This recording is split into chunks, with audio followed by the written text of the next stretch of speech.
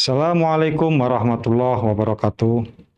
Mahasiswa, mahasiswi, peserta KKN Unisnu Jepara, izinkan saya Dr. Aan Zainul Anwar selaku Ketua Lembaga Pemeriksa Halal Karima Unisnu Jepara menyampaikan terkait sertifikasi halal untuk UMKM, bagaimana alur, prosedur, dan apa manfaatnya.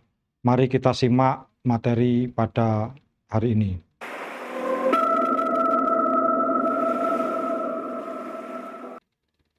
Mengapa harus sertifikasi halal?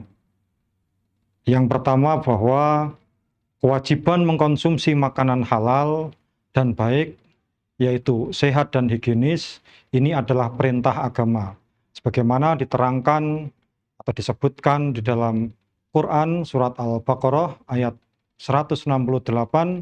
A'udzubillahi minasyaitonirrajim. Ya ayyuhan nasu kulu mimma fil ardi halalan thayyiban wa la tattabi'u khutuwatis syaiton. Yang artinya, wahai manusia, makanlah sebagian makanan di bumi yang halal, lagi baik, dan janganlah mengikuti langkah-langkah setan. Kemudian yang kedua, yaitu kewajiban menggunakan atau memakai sesuatu yang suci, sebagaimana disebutkan dalam Al-Quran surat Al-Mudassir ayat 4, wa thiyabaka fatahhir, yang artinya, dan pakaianmu bersihkanlah. Dari sini, kewajiban produk bersertifikat halal merupakan implementasi nyata dari perintah syariat untuk mengkonsumsi yang halal dan menggunakan barang yang suci. Para mahasiswa peserta KKN yang berbahagia, untuk apa produk sertifikat halal itu? Yang pertama, memberikan kepastian bahwa bahan baku, bahan tambahan, bahan penolong, serta proses produksinya telah memenuhi ketentuan syariat Islam. Yang kedua, produk tersebut bebas dari unsur-unsur yang diharamkan oleh agama, seperti bahan yang berasal dari babi, khamr, bangkai, atau bahan lain yang tidak memenuhi ketentuan kehalalan. Yang ketiga, memastikan bahwa barang, peralatan, dan fasilitas yang digunakan dalam proses produksi berada dalam kondisi suci dan tidak terkontaminasi oleh najis. Dan yang keempat, konsumen muslim memperoleh jaminan dan kepastian bahwa produk yang dikonsumsi atau digunakan sesuai dengan tuntunan syariat Islam. Ini adalah alasan mengapa sertifikat halal itu mutlak harus dilakukan. Kemudian, apa dasar hukum sertifikat halal di Indonesia? Yang pertama, kita tahu bahwa dalam konstitusi kita, Undang-Undang Dasar tahun 1945 mengamanatkan negara menjamin kemerdekaan tiap-tiap penduduk untuk memeluk agama masing-masing dan untuk beribadah menurut agamanya dan kepercayaannya itu. Nah, dari situ jelas bahwa kita umat Islam khususnya melaksanakan apa yang diperintah agama itu dilindungi oleh konstitusi kita. Kemudian Undang-Undang Nomor 33 Tahun 2014 tentang jaminan produk halal, di mana pasal 1 menyebutkan bahwa produk adalah barang dan atau jasa yang terkait dengan makanan, minuman, obat, kosmetik, produk kimiawi, produk biologi, produk rekayasa genetik, serta barang gunaan yang dipakai, digunakan, atau dimanfaatkan oleh masyarakat. Kemudian peraturan pemerintah sebagai implementasi dari Undang-Undang Nomor 33 Tahun 2014 tentang penyelenggaraan bidang jaminan produk halal, dan juga secara teknis, secara detail, apa saja barang-barang ataupun produk-produk yang harus bersertifikat halal itu dituangkan di dalam Keputusan Menteri Agama Nomor 748 Tahun 2021 dan juga Nomor 944 Tahun 2004 tentang jenis produk yang wajib bersertifikat halal. Ini menunjukkan bahwa regulasi di Indonesia terkait dengan hukum sertifikat halal ini sudah lengkap. Kemudian produk yang wajib bersertifikat halal. Berdasarkan undang-undang tersebut, yang pertama, makanan. Segala jenis makanan yang beredar itu wajib bersertifikat halal. Baik makanan yang diproduksi untuk dikemas maupun makanan yang diproduksi untuk disajikan seperti di rumah makan, ya, untuk dijual, ini wajib bersertifikat halal.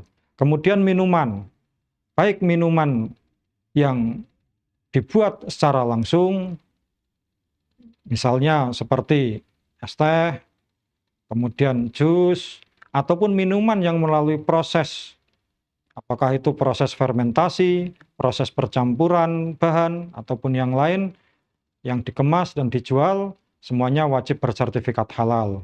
Kemudian ada obat, ada kosmetik, ada produk kimiawi, ada produk biologi, ada produk rekayasa genetik, dan ada produk barang gunaan yang dipakai, digunakan, dan dimanfaatkan oleh masyarakat, seperti misalnya pakaian, meliputi sandang, meliputi pakaian, kain, terus kemudian batik, tenun, termasuk juga sofa, meja, kursi, dan lain sebagainya.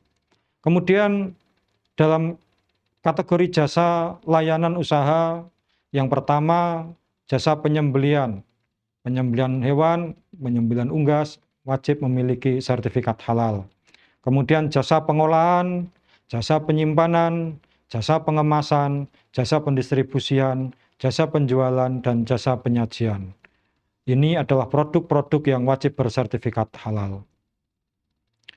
Kemudian pemerintah di dalam melakukan kewajiban sertifikat halal di Indonesia ini tidak serta-merta sekaligus, tapi ada penahapan kewajiban sertifikat halal sebagaimana diatur di dalam Peraturan Pemerintah Nomor 42 Tahun 2024 dan juga Perpres Nomor 6 Tahun 2023. Yang pertama, bahwa untuk produk usaha menengah besar ini sudah diberlakukan wajib bersertifikat halal mulai 18 Oktober 2024 untuk kriteria produk makanan dan minuman, kemudian ada bahan baku, bahan tambahan pangan, bahan penolong untuk produk makanan dan minuman, dan yang ketiga adalah hasil sembelian dan jasa penyembelian. Ini sudah diberlakukan sejak 18 Oktober tahun 2024 yang lalu.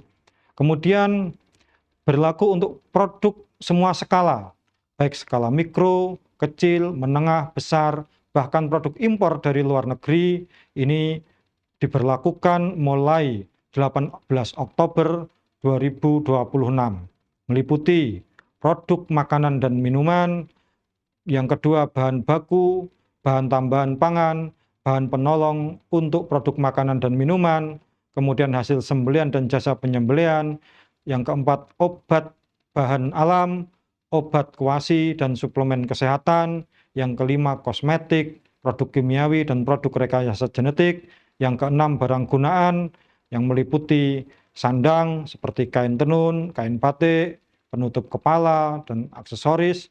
Kemudian ada perbekalan kesehatan rumah tangga, peralatan rumah tangga seperti sofa, kursi, sendok, garpu, dan lain sebagainya. Juga perlengkapan peribadatan bagi umat Islam, ya, seperti sajadah, mukena, peci, dan lain sebagainya. Kemudian juga alat tulis dan perlengkapan kantor. Kemudian yang ketiga alat kesehatan kelas risiko A. Ini diwajibkan mulai 18 Oktober 2026. Sedangkan untuk 18 Oktober 2029 ini nanti diberlakukan untuk obat bebas dan obat bebas terbatas, juga alat kesehatan kelas risiko B. Sedangkan untuk 18 Oktober 2034 nanti diberlakukan wajib bersertifikat halal untuk obat keras yang dikecualikan untuk psikotropika. Kemudian juga ada alat kesehatan kelas risiko C.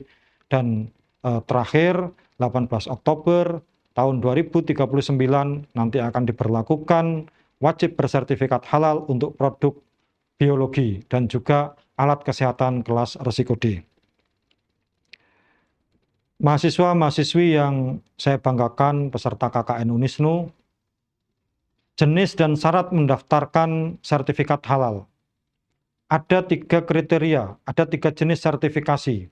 Yang pertama ada sertifikat jalur reguler, sertifikasi jalur reguler, kemudian ada jalur self-declare mandiri, ada jalur self-declare sehati. Apa itu sertifikasi jalur reguler? Jalur reguler itu adalah sertifikat halal yang berlaku untuk semua pelaku usaha. Yang ini mekanismenya, pendaftarannya melalui lembaga pemeriksa halal. Dan ini untuk semua produk. Nah, kemudian pembiayaannya nanti ditanggung oleh pelaku usaha. Tarif yang ditentukan oleh BPJPH mulai 1,8 juta dan tergantung ya jumlah produknya, semakin banyak jumlah produk dan juga semakin banyak jumlah pabrik, tentu ini berpengaruh terkait harga. Kemudian ada yang kedua adalah self-declare mandiri. Ini khusus untuk usaha mikro kecil yang produknya hanya makanan dan minuman serta kedai. Untuk produk yang dihasilkan ini tidak mengandung daging atau proses pengolahan yang rumit. Kemudian ini mekanismenya melalui pernyataan pelaku usaha dengan pendampingan pendamping pelaku usaha. Biayanya adalah Rp230.000. Kemudian yang ketiga adalah self-declare sehati. Ini sama dengan self-declare mandiri, hanya saja biayanya ini ditanggung oleh pemerintah. Dan tentu karena ini dibiayai oleh negara, maka ada kuota di sana. Sehingga siapa cepat dia dapat, ya, tergantung kuota. Kalau kuotanya masih ada, self-declare sehati, maka sertifikat halal bersifat gratis. Kemudian apa saja syarat yang harus disiapkan untuk mendaftar sertifikat halal? Yang pertama, pelaku usaha harus memiliki nomor induk berusaha atau NIB. Daftarnya dilakukan secara online melalui OSS, yaitu melalui halaman www.oss.go.id. Kemudian yang kedua, memiliki penyelia halal. Untuk reguler UMK minimal sertifikat pelatihan yang diketahui atau sertifikat tersebut dikeluarkan oleh BPJPH. Kemudian untuk self-declare, baik self-declare mandiri maupun sehati, cukup dari pelaku usaha, ya, tidak perlu sertifikat pelatihan, jadi hanya melampirkan KTP dari pelaku usaha. Dan juga foto atau scan KTP dari penyelia halal tersebut. Kemudian yang ketiga, mendaftar pada Si Halal dengan alamat website ptsp.halal.go.id. Ini untuk mendaftar diperlukan nomor HP dan email pelaku usaha. Kemudian yang keempat, produk atau foto produk dari pelaku usaha yang dihasilkan. Jadi produk masing-masing, ya, nama dan produknya, ini ada fotonya, nanti untuk diupload, ya, untuk nama-nama produk. Kemudian daftar bahan yang digunakan, ya, nanti bahannya akan diinput di Si Halal. Nah, daftarnya pada masing-masing produk nanti akan dimasukkan di sana. Kemudian proses pembuatan, ya, produk tersebut atau proses bagaimana mengolahnya, bagaimana menyusunnya, bagaimana memproduksinya, ya. Jadi proses produksi produk itu alurnya bagaimana, nah, itu adalah syarat. Jikalau itu semua nanti sudah terpenuhi, insya Allah, ya, sertifikat halal nanti akan diproses. Dan selanjutnya, kalau nanti mekanismenya self-declare, nanti akan difatwakan atau akan diputuskan oleh komite fatwa. Sedangkan kalau jalur reguler nanti akan disidang fatwakan oleh komisi Majelis Fatwa MUI. Kemudian fasilitas sertifikasi halal di Unisnu Jepara. Unisnu Jepara ini memfasilitasi produk makanan, minuman, obat-obatan, ya, termasuk jamu tradisional, dan juga yang keempat adalah barang gunaan, Ini termasuk produk mebel, kain tenun, kain batik, dan lain sebagainya. Untuk makanan minuman ini dapat melalui jalur self declare ya. Kemudian yang atau kesemuanya tadi juga bisa melalui jalur reguler melalui LPH Karima Unisnu Jepara.